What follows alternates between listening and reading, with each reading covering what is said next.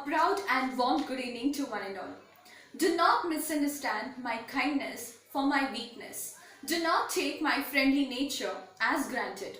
I am kind to everyone around me, but remember, when someone is unkind to me, the weak is the one who can protest against all this stuff. Can anyone depict whose voice I'm letting out? Is this the voice of a poor?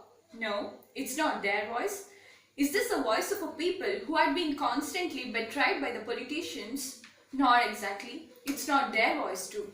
It is the voice of an entity which has been considered as a minority.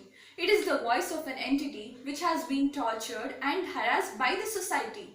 Yes, it is the voice of a woman who had been constantly denied by the society, who had been considered just as a gender in the society.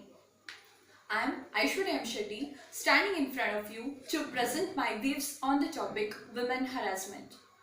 I never understand the concept why a baby girl is always offered with a beautiful pretty dolls, whereas a baby boy with the sword or the gun. Is it our mindset which is making us to think so? Maybe yes, I don't know. But still, we the people had started differentiating a female from the male since from the childhood itself. Now, I'd like to narrate a short story in front of you. It is a story consisting of a father, mother and a son. Once, a mother was crying and his son asked at his mom, "Mom, why do you always seem crying for no reason?" His mom replied, "Because I'm a woman." The boy got into confusion and he yelled at his mom, "Mom, why do you always seem crying for no reason?" The mom said, "You will never understand my feelings. As your father didn't understood these many years, how will you understand?" The boy got into again confusion and he turned to his father and asked the same question, "Dad, why do mom seems crying for no reason?" His father replied arrogantly, "Because she's a woman and women cries for no reason and troubles whole mankind."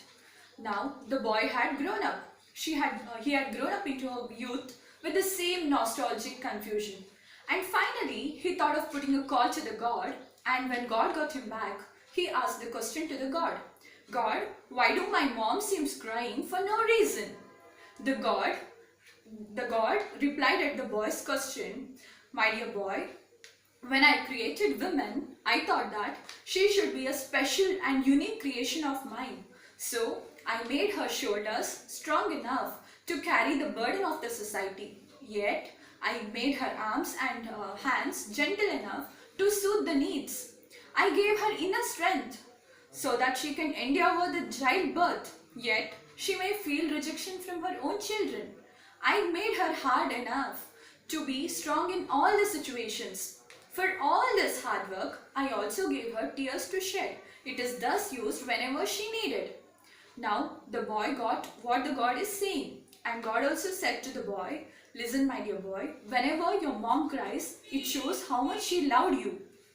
So now the boy had finally got what is the God's concept, and he eventually ran down with the tears and he understood the eternal love, the endless love, the unconditional love that the mom had showered on him.